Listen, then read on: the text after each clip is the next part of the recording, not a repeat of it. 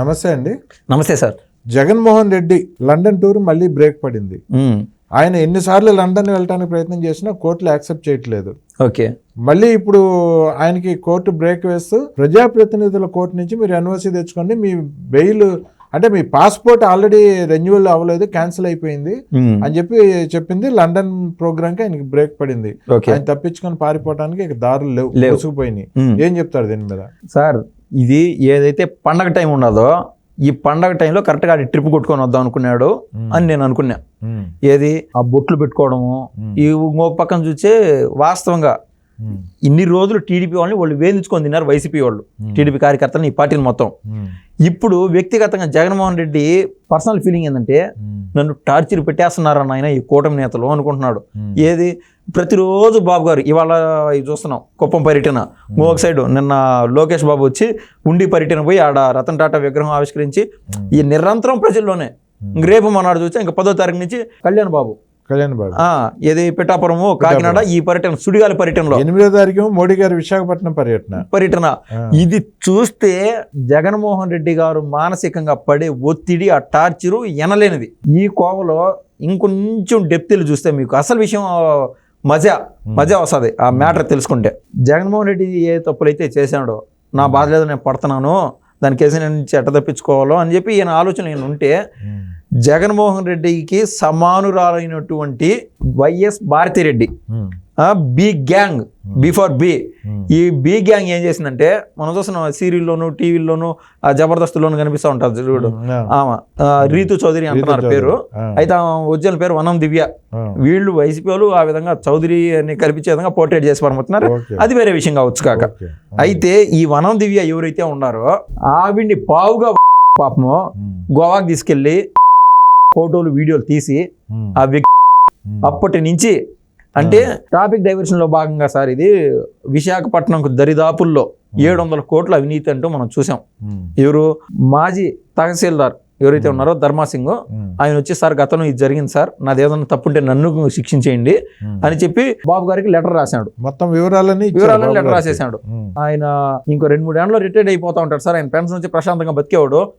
అట్టాటోడు నేను ఈ పని చేయలేను స్వామి, ఈ తప్పులు నేను చేయలేను అంటే అతన్ని బయటికి అక్కడికో తీసుకెళ్ళి ఆయన కిడ్నాప్ చేసి మొత్తం సినిమా ఫక్కీలో అదే రేంజ్లో ఒరే సంతకం పెట్టమన్నప్పుడు నువ్వు మర్యాదగా పెట్టింటే బాగానే ఉండు, నువ్వు తప్పు చేసావు అవునా కదా?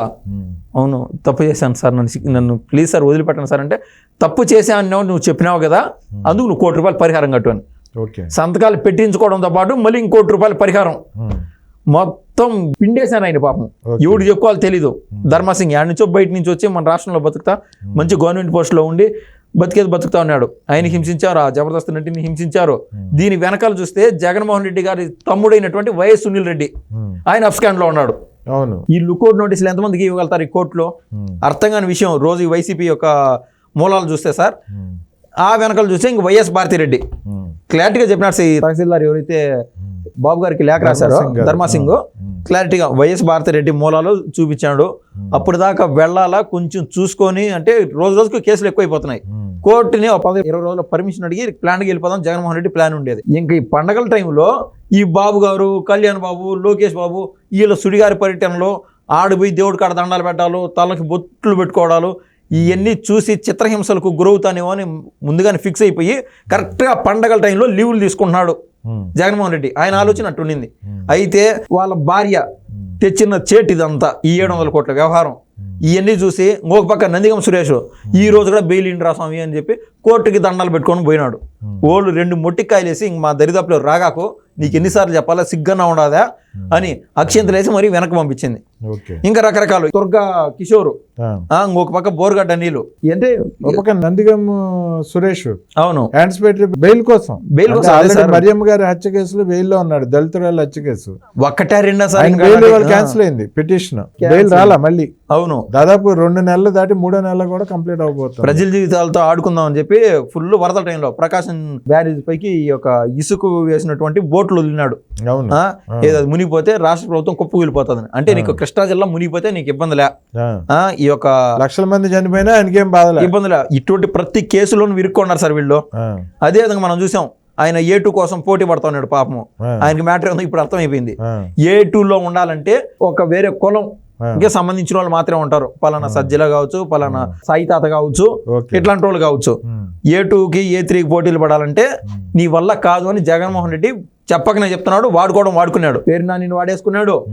కిషోర్ అని ఆయన అవును. దాడులు మొత్తం మీరు లోతుగా చూస్తే అర్థమవుతా సార్. వాళ్ళు చేసింది అయితే చాలా మూర్ఖత్వం, చాలా తప్పులు. కానీ మా దళితులు, మా బీసీలు అని ప్రతి నిమిషం కావాలని ప్రేరేపించే జగన్మోహన్ రెడ్డి పలానా కులానికి ఫుల్ ప్రయారిటీ ఇస్తూ ఇప్పుడు ఎవరు సార్ జైల్లో ఉన్నారో? నందిగం సురేష్ రెడ్డియా? నందిగం సురేష్ మీరు చెప్పే కమ్మోళ్ళ ఎవరున్నారు జైల్లో? దళితులు.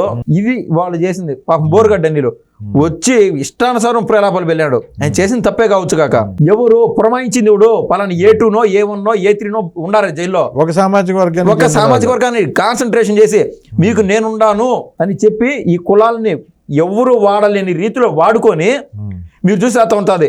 పలానా కార్పొరేషన్ విషయంలోనో లేదంటే టీటీడీ బోర్డు చైర్మన్ తీసుకోండి, ఏ కులస్తులు ప్రతిదీ సార్ పైన వాళ్ళని పైన పెట్టుకున్నాడు, కింద వాళ్ళని మాదిరి క్లారిటీగా రొచ్చులోకి దింపి జైలుకి బొక్కలోకి పంపించే మార్గం చూసినారు.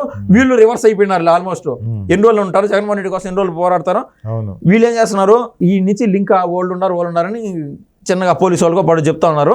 చూస్తే జగన్మోహన్ రెడ్డి పిక్చర్ అందరు పోలీసులు మైండ్ లో మెదులుతానే ఉన్నది. జగన్మోహన్ రెడ్డి పైన అనేక కేసులు లిస్టు రెడీ అవుతా ఉన్నది. ఈ క్రమంలో కోర్టులు బెయిల్ ఇచ్చే ఛాన్స్ అంటూ లేదు, ఉండపోదు కూడా. అది సార్. సో ఎక్కడికి పోతావు చిన్నవాడా అని పాట పాడుకోవచ్చు జగన్మోహన్ రెడ్డి. లేదు, బోరు మాకు పబ్జీలు ఆడుతూ ఉంటాం. ఓకే. థ్యాంక్ యూ అండి. ధన్యవాదాలు సార్.